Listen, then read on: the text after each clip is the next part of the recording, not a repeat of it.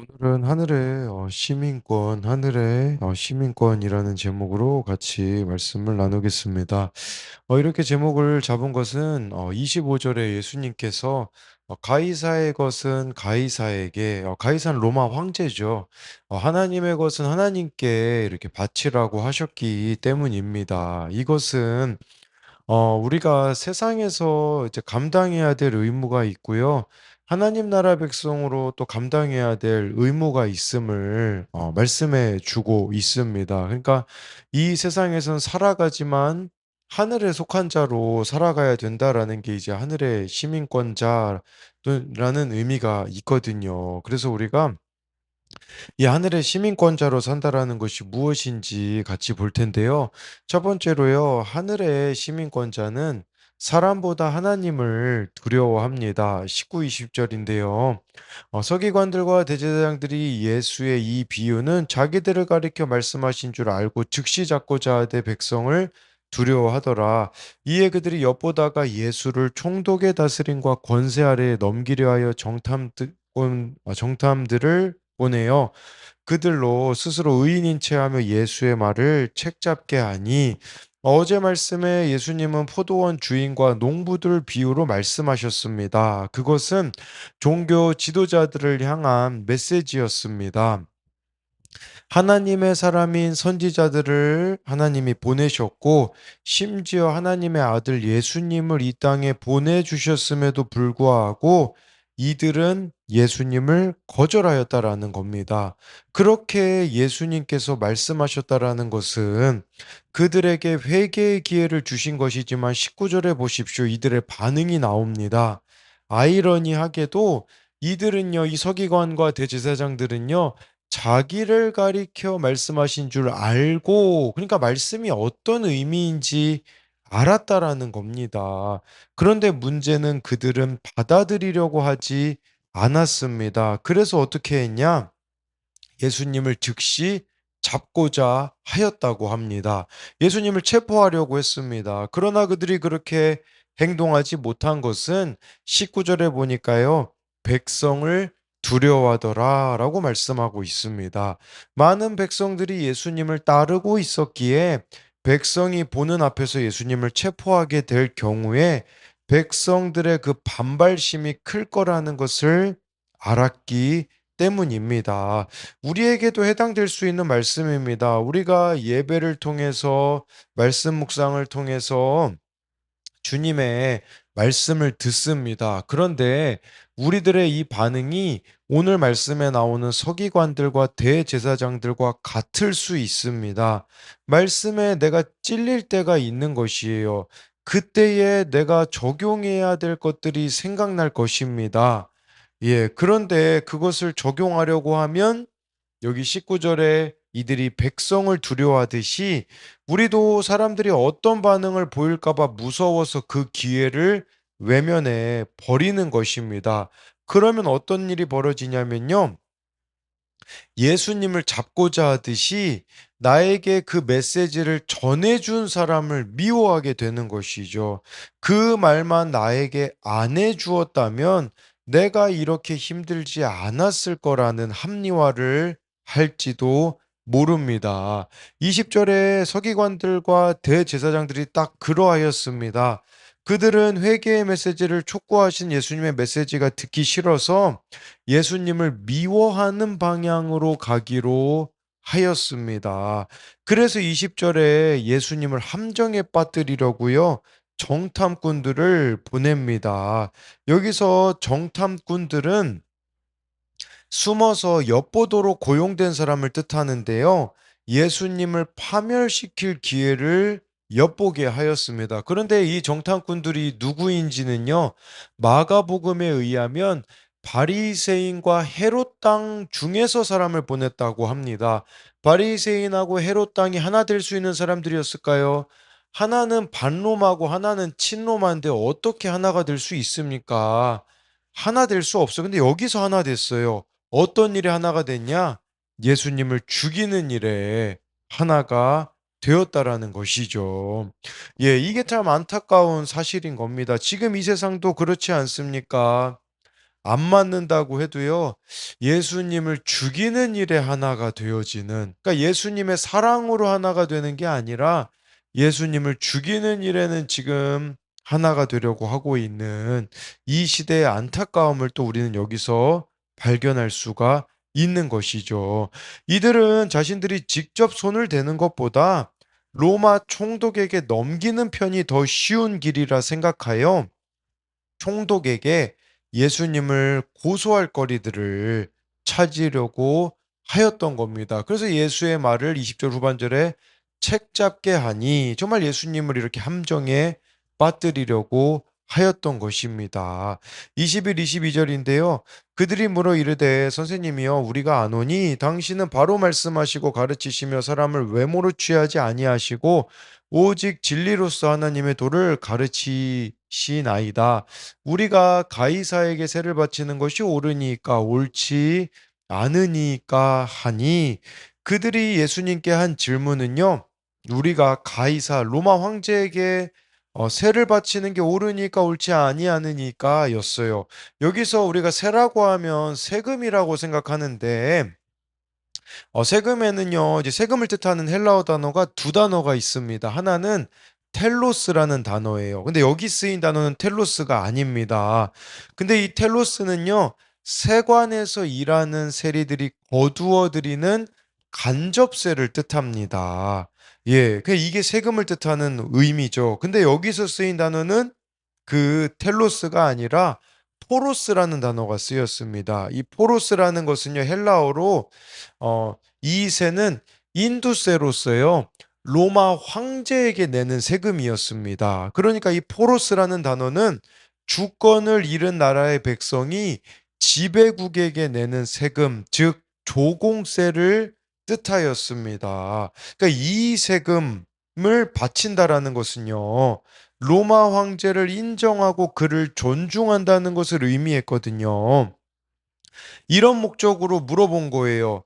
예수님, 당신은 이스라엘의 독립을 추구하십니까? 아니면 로마에 복종합니까? 이걸 물어보는 거죠. 예, 그러니까 우리가 왜 독립해야 됩니까? 로마에 복종해야 됩니까? 이제 이런 식으로 예수님이 답을 내리시기 참 애매한 것을 물었다라고 볼 수가 있어요. 만약에 로마 왕제 가이사에게 세금을 바치는 것이 옳다, 그러면 유대인들이 가만히 있지 않을 것이죠. 반대로 이거 바치는 게 옳지 않다, 그러면요, 이제 그 로마 황제의 적이 되어서 로마 총독에게 예수님을 넘기려고 하는 것이요. 사실 어떤 대답을 해도 그 대답에 관심이 없어요. 예수님을 넘기려는데 관심이 있는 것이겠죠. 그러니까 이들의 이 질문 자체가 순수한 마음이 아니었다라는 겁니다. 여러분, 우리도 하나님께 대하여서 있잖아요. 순수하지 않은 목적으로 나아갈 때가 너무 많다라는 거죠. 특히 우리가 제일 잘하는 말이 뭡니까? 이것만 해주시면이라고 말할 때가 얼마나 많이 있습니까? 내 야망을 위하여, 나의 어떠함을 위하여서 예수님을 이용하려고 하고 있는 그런 모습이 이 질문을 던진 이들의 모습과 같다라고 볼 수도 있습니다. 예, 그랬을 때 이것에 대한 두 가지 적용 질문은요. 하나님보다 사람을 더 의식하여 말씀에 순종하지 못한 적이 있습니까? 예, 이것은 아까 그 백성을 두려워하더라라는 이런 부분들을 네, 통해서 알 수 있고요. 또 한 가지는요. 순수한 마음이 아닌 숨은 의도를 가지고 하나님께 구한 적은 없습니까? 우리가 정말 순수함이 아니라 나의 그 숨겨진 의도를 가지고서는 이렇게 나아가고 있진 않는가를 묻는 것이죠. 예, 그게 결국은 나도 속이고 남도 속이는 네, 것이 될 수 있음을 아셔야 합니다. 두 번째로요. 하늘의 시민권자는 세상과 하나님에 대한 의무를 다합니다. 23절부터 25절인데요. 예수께서 그 관계를 아시고 이르시되 데나리온 하나를 내게 보이라. 누구의 형상과 글이 여기 있느냐? 대답하되 가이사의 것이니이다. 이르시되 그런즉 가이사의 것은 가이사에게 하나님의 것은 하나님께 바치라 하시니 예수님은 그들의 23절에 보니까 간계를 아셨습니다. 간계라는 단어가요. 원어로 보면요. 다재다능함, 총명함, 뭐 속임수, 악의를 뜻하는데 구약 성경에서는 원래 이 단어가 쓰였을 때는요. 지혜자들의 특징으로 나타났습니다. 좀 좋은 의도로 구약 성경에 쓰였다는 거죠. 근데 신약 성경에서는요. 이 단어는요, 항상 하나님을 대적하는 세상적 지혜의 특징을 나타냅니다. 항상 하나님을 대적하는 세상적 지혜의 특징인데요. 예수님은 이렇게 자신을 불편해하고 싫어하는 이들에게 대하여 오히려 하나님의 뜻을 전하는 기회로 삼습니다. 여러분, 우리에게도 필요한 부분이 바로 이 부분입니다. 저와 여러분들은 제3의 대안을 가지고 있으셔야 됩니다. 예, 사람들은요, 흑백 논리로 따져요. 흑이냐, 백이냐. 근데 그 둘을 충족시킬 만한 제3의 대안은 누구로부터 나옵니까? 바로 하나님으로부터 나오는 것이죠. 그러니까 예수님은요, 자신을 불편해하고 싫어하는 이들에 대하여 오히려 하나님의 뜻을 전하는 기회로 만들어 버려요. 우리에게 필요한 부분도 바로 이 부분입니다. 제가 보기에는 예수님은 구원의 목적을 두셨기에 이렇게 하실 수 있었음을 봅니다. 우리도 우리의 인생 또한 구원의 목적을 둔다면 나를 싫어하고 불편해하는 이들에 대해서 이런 태도를 취할 수가 있는 것이죠. 그러니까 나를 반대하기 때문에 무조건 나는 저 사람하고 함께 할 수 없다가 아니라 우리의 고민은 있잖아요. '어떻게 하면 저 사람 또한 구원으로 인도할 수 있을까?'에 대한 고민들이 이루어진다면 제3의 대안이 나올 수가 있겠죠. 24절에 예수님께서는요, 데나리온 하나를 가져오라고 합니다. 이 데나리온은요, 품꾼의 하루 품삯 정도였고요. 기본적인 화폐였습니다. 고대의 그 주화에는요, 어떤 문구나 통치자의 이미지가 새겨져 있었는데 이 데나리온 가져오라고 했는데 데나리온에는 뭐가 적혀 있었을까요? 이 은화의 전면에는요. 어 티베리우스 카이사르 아우구스투스 신의 아들이라는 문구가 새겨져 있었습니다. 예, 로마 황제 디베료가 새겨져 있었죠. 뒷면에는요, 대제사장이라는 문구와 함께 디베료의 어머니 리비아가 평화의 여신이 성육신한 모습으로 새겨져 있었습니다. 예, 이런 이미지는 유대인들을 화나게 했을 것입니다. 그러니까 이 동전에는요, 로마 황제의 이미지와 문구가 새겨져 있었던 거죠. 예수님은 그것을 보여주시면서요, 가이사의 것은 가이사에게, 하나님의 것은 하나님께 바치라고 하셨습니다. 즉, 세상에서 내가 해야 될 의무는 해라. 하나님께 대한 의무도 해야 된다라는 거죠. 이것을 아주 쉽게 설명드리자면 우리가 세상에는 살지만 세상에 속하지 않은 자로 살아가야 되는 것이에요. 더 쉽게 말씀드리자면 세상과 다른 모습을 보여주는 자로 살아가야 되는 거죠. 왜냐하면 우리는 하늘의 시민, 권자이기 때문이라는 것이죠. 네. 어느 선교단체에서는요, 폭력에 의해 희생당한 기독교인들을 빨간색 순교자라고 합니다. 또 자아에 대하여 죽은 기독교인은 녹색 순교자라고 합니다. 세상의 가치에 대하여 죽은 기독교인들은 흰색 순교자로 분리합니다. 우리가 살고 있는 시대는 세상의 유혹의 시대잖아요. 그렇기 때문에 저와 여러분들은 흰색 순교자로 세상에서 그리스도인으로서의 의무는 다하지만 세상에 속한 자로 살아가서는 안 된다라는 것을 기억해야 되는 거죠. 여러분, 우리가 있잖아요. 이 흰색 순교자로 살아가는데 방해하는 게 무엇이 있을까요?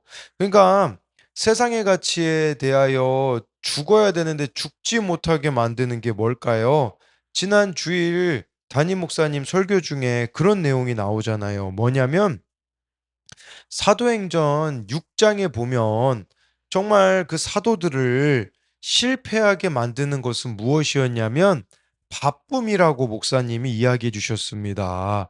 예, 사도들로 하여금 기도하지 않게 하고 말씀 전하는 일에 전력하지 못하게 만드는 거죠. 그러니까 사도들을요, 구제와 행정일에 바쁘게만 하였습니다.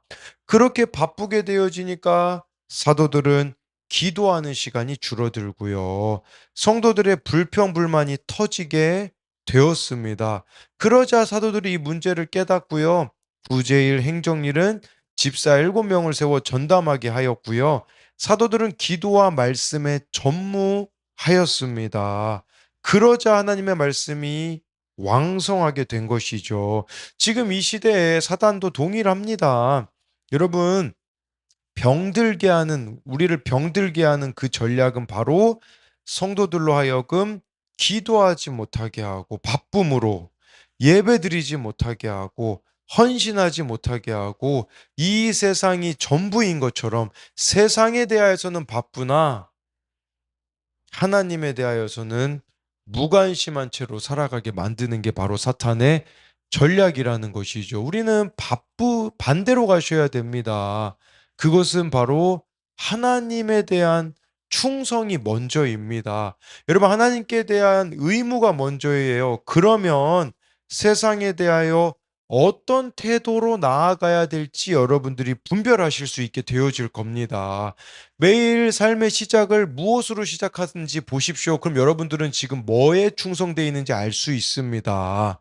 내가 하루의 시작을 말씀과 기도로 시작한다면 하나님께 대한 충성이 먼저이겠죠. 그러나 그것이 아니라면 여러분, 이 우선순위를 조정하셔야 됩니다. 하나님께 대한 충성이 우선일 때 그때 세상에 대하여 우리는 어떤 식으로 나아가야 될지 하나님으로부터 오는 지혜로 분별하게 되어지기에 이 세상에서 살지만 세상에 속한 자가 아니라 하나님께 속한 자로 살아가는 여러분이 되기를 소망합니다. 이것에 대한 두 가지 적용 질문은요. 나는 일상에서 하나님 나라 시민다운 모습으로 살아가고 있습니까? 오늘 내가 개선할 점은 무엇입니까? 또 한 가지는요, 내가 하나님께 맡기지 못하는 것은 무엇입니까? 하나님께 충성하듯 가정, 학교, 교회에서 또는 직장에서 성실히 지켜야 할 것은 무엇입니까? 기도하겠습니다.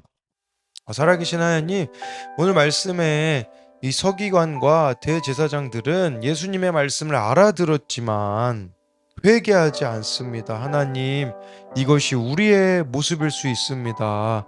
지금 얼마나 많은 말씀들이 있습니까? 그러나 그 말씀들을 듣지만 회개가 이루어지지 않는 모습을 보게 되어집니다.